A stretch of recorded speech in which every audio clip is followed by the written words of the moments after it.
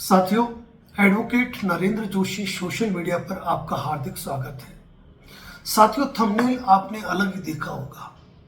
Loan default के matter में आज तक हमने ऐसा थंबनेल कभी नहीं बनाया। आलू डालो सोना निकालो, मतलब सीधी सी गणित है। ये आपने बहुत से सोशल मीडिया वीडियो में सुन लिया होगा, लेकिन यहाँ पर हम भी कुछ ऐसी ही गलती करते जा रहे हैं। हम मल्टीपल लोन डिफॉल्टर हो चुके हैं और मल्टीपल लोन डिफॉल्टर होने की कंडीशन में हम क्या करते हैं? हम इंतज़ार करते हैं कि कब हमारे खिलाफ रिकवरी हो, कब हमारे खिलाफ आर्बिट्रेशन की कार्रवाई हो और कब हमें नोटिस आए। हम खुद नहीं जागते, और जब हम जागते हैं तो जागती आंखों से हम कुछ ऐसी गलतियां कर देते हैं जो हमारे लिए मुसीबत का सबब बन जाती है। हम आपको हमेशा कहते हैं कि जब भी आप लोन डिफॉल्टर हो या आपको लगता है कि मेरा लोन डिफॉल्ट हो रहा है, उस कंडीशन में आपको एक प्रायर नोटिस देना होता है। प्रायर नोटिस आप किसी लीगल एक्सपर्ट की सहायता से या हमारे यूट्यूब चैनल की मेंबरशिप पे भी जाकर बना सकते हो। लेकिन अक्सर हमने एक चीज देखी है कि कई लोग किसी और के द्वारा अपना प्रायर नोटिस बनवा देते हैं, लेकिन उस प्रायर नोटिस में क्या लिखा है उनको खुद को ही नहीं पता है। यानी कि जो व्यक्ति प्रायर नोटिस भेज रहा है उस व्यक्ति का सिर्फ कई बार लोग अपना नाम लिख देते हैं और कुछ भी नहीं लिखते हैं। जब आप किसी को भी प्रायर नोटिस भेजें ना, तो खुद को आइडेंटिफाइड करें, यानी कि खुद का नाम, पिताजी का नाम, पूरा एड्रेस, रजिस्टर्ड मोबाइल नंबर और रजिस्टर्ड ईमेल एड्रेस जरूर लिखें। इसके बाद कंपनी को जब भेज रहे हैं तो कॉर्पोरेट ऑफिस को भी भेजें और रजिस्टर्ड ऑफिस को भी भेजें। और एक बात हमेशा ध्यान रखना कि अपने प्रायर नोटिस में कभी ये मत ना लिखिए कि मैं सुसाइड कर लूंगा। अगर ऐसा लिखते हैं तो यह एक आपराधिक कृत्य है और कंपनी आपके खिलाफ एफआईआर दर्ज करवा सकती है। और एक चीज और देखने में आती है कि अक्सर आप लोग या आप जिससे नोटिस बनवाते हो वह लिखते हैं कि आप मेंटली डिस्टर्ब हो गए हो, यानी कि आपका दिमागी संतुलन सही नहीं है। ऐसी स्थिति में जब आपका दिमागी संतुलन सही नहीं है तो आपका भेजा गया नोटिस वर्थ जीरो है, शून्य है।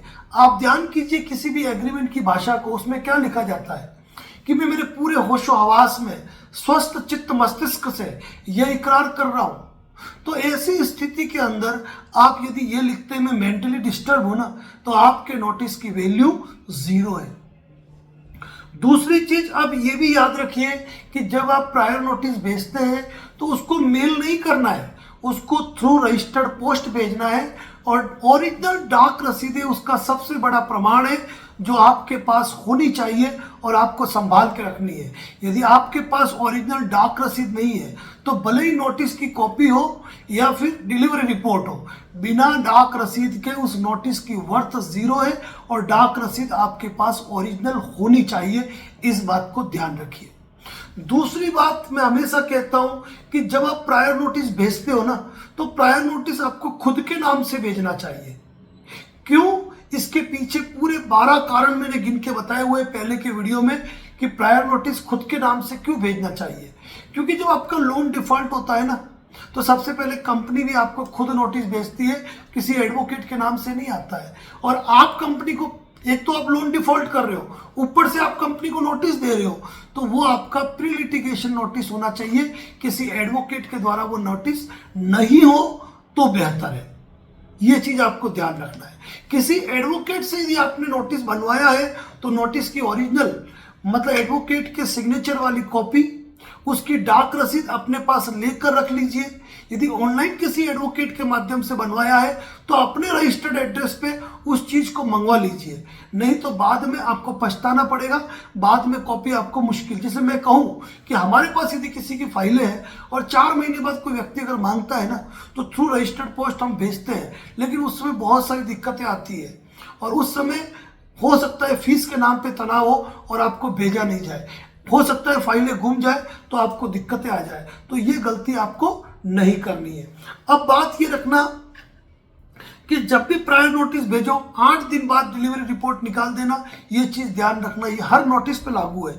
इसी तरह सेक्शन 25 और 138 के भी रिप्लाई जब आप देते हो ना, प्रायर नोटिस में भले लिखो आप कि मेरी तबीयत खराब है, मेरे परिवार की तबीयत खराब है वगैरह वगैरह, जो भी लिखो चल जाएगा, फाइनेंशियल कंडीशन खराब है चल जाएगा, लेकिन सेक्शन 25 और 138 एनआई एक्ट ये और आर्बिट्रेशन ये टेक्निकल केसेस है, इनमें कभी ये गलती मत करना कि खुद को मेंटली डिस्टर्ब लिखोगे, सुसाइड की बात लिखोगे, पत्नी के बीमार होने की बात लिखोगे वगैरह वगैरह, दूसरे सारे बचाव लोगे, वो बचाव काम आने वाले नहीं है। ये टेक्निकल केसेस है, इसका रिप्लाई भी टेक्निकल रिप्लाई होना चाहिए। और ये जवाब भी अगर आपको रजिस्टर्ड पोस्ट से डाक आई है ना, तो रजिस्टर्ड पोस्ट से ही रिप्लाई देना है। और सेक्शन 25 और 138 में बेटर रिप्लाई में कुछ पॉइंट और क्या ऐड कर सके, कल रात के लाइव प्रोग्राम में हमने बताया हुआ है, जिसको इंपॉर्टेंट रूप से आप जरूर सुने। और साथियों, आर्बिट्रेशन के मैटर में तो मैं कहूं कि बहुत ही टेक्निकल रिप्लाई है, लापरवाही बिल्कुल ना करें।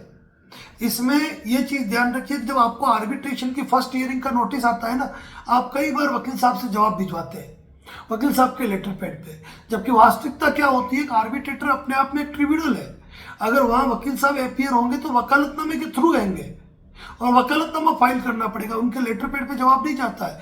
इस बात को मान के चलिए, यानी कि एक बात मान के चलनी है आपको कि प्रायर नोटिस में आलू डालो सोना निकालो, चाहे प्रायर नोटिस हो, loan recall, loan demand notice हो, सेक्शन 25 हो, 138 हो, आर्बिट्रेशन नोटिस हो, कोई भी नोटिस हो, वह नोटिसेस आपको अपने नाम से भेजने चाहिए। क्यों भेजने चाहिए? तो 12 महत्वपूर्ण टॉपिक में बता चुका हूं, 12 महत्वपूर्ण टॉपिक, क्योंकि जब आप नोटिस भेजोगे ना, उसका जवाब आपके पास ही आएगा, उसका बेनिफिट आपको ही मिलेगा, ये चीज मान के चलना। और सेक्शन 25 और 138 एनआई एक्ट और आर्बिट्रेशन में तो फिक्स एक लिमिट होती है, उस लिमिट में रिप्लाई देना बहुत जरूरी होता है, ये चीज ध्यान रखें। इसलिए कभी भी ऐसी टेक्निकल गलतियां बिल्कुल भी ना करें, वरना कहावत तो वही सिद्ध हो जाएगी कि आपकी गलती का खामियाजा आपको भयंकर भुगतना पड़ सकता है। अगर आपने prior notice, arbitration reply, 125 reply, 138 reply, ये बड़े ही टेक्निकल ग्राउंड पे अगर आपने किए और इसमें क्रिमिनल कंप्लेंट का जब रिप्लाई देते हो ना, तो उसमें भी आपको सावधानी रखने की जरूरत है। जितनी सावधानी इन चीजों के अंदर रखोगे और ओरिजिनल डॉक्यूमेंट अपने पास रखोगे ना, हमारी एक गुजरात की पार्टी है जिन्होंने एक बार नोटिस भिजवाया और उनकी हमारी डाक रसीदें वगैरह यहाँ रह गई। अब उन्होंने डिमांड की कि सर कोर्ट के अंदर तो मुझे ओरिजिनल डॉक्यूमेंट भेजने थ्रू रजिस्टर्ड पोस्ट आज ही हमको रवाना करने पड़े, क्योंकि उन्होंने उदयपुर आके ये प्रोसेस किया था और वो यही छोड़ के चले गए थे, क्योंकि बिना ओरिजिनल डाक रसीद के आपके कागज की वैल्यू जीरो है, किसी स्कैन डॉक्यूमेंट को नहीं माना जाता है। और आपने भेजा है तो आपके सिग्नेचर की हुई कॉपी, और एडवोकेट ने भेजा हुआ है तो एडवोकेट के सिग्नेचर की हुई कॉपी, ओरिजिनल डाक रसीद और सारी रिपोर्टें आपके पास होनी चाहिए जो आपका बचाव करे। साथियों, जानकारी महत्वपूर्ण है और ये कहूंगा कि ये छोटी छोटी सावधानियां ही आपका बचाव करती है। लोन डिफॉल्ट से जुड़े ढेरों वीडियो हमारे इस चैनल पे पोस्ट है, किसी कॉल बुकिंग की आपको आवश्यकता नहीं है, फिर भी परामर्श करना चाहते हैं तो डिस्प्ले पे दिए हुए नंबर पे कॉल बुक करके आप बात कर सकते हैं। आज मेंबरशिप स्पेशल लाइव है रात 9 बजे, जो भी यूट्यूब के मेंबर्स हैं उनके लिए स्पेशल कंटेंट है, यूट्यूब के चैनल मेंबरशिप में जुड़कर वो आज की जानकारियां ले सकते हैं। Thank you so much.